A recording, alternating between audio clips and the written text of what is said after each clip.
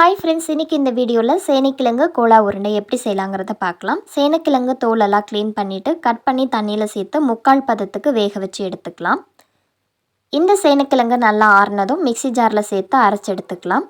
அதே மிக்சி ஜாரில் ஒரு பெரிய வெங்காயம், 2 பச்சை மிளகாய், 5 பல் பூண்டு, சின்ன துண்டு இஞ்சி, கொஞ்சமாக தேங்காய், 3 கிராம்பு, 2 சின்ன துண்டு பட்டை, 1/4 டீஸ்பூனுக்கும் கம்மியான அளவில் கசகசா, இது எல்லாத்தையும் சேர்த்து தண்ணி சேர்க்காமல் கொரகொரப்பாக அரைச்சி எடுத்துக்கலாம்.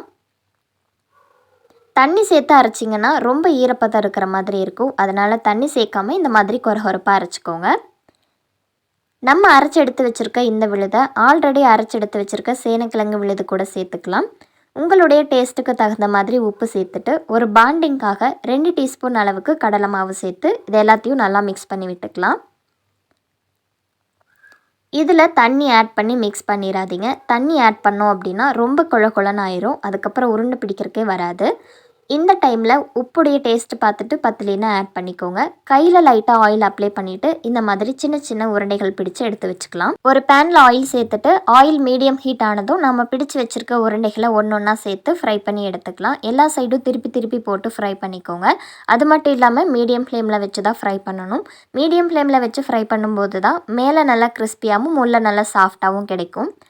ஹை ஃப்ளேமில் வச்சு ஃப்ரை பண்ணும்போது சீக்கிரமாக கலர் சேஞ்ச் ஆகி வந்துடும். அந்த கிறிஸ்பினஸ் கிடைக்காது.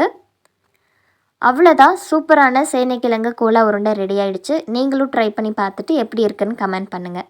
இந்த வீடியோ பிடிச்சிருந்தா லைக் பண்ணுங்கள். தேங்க்யூ.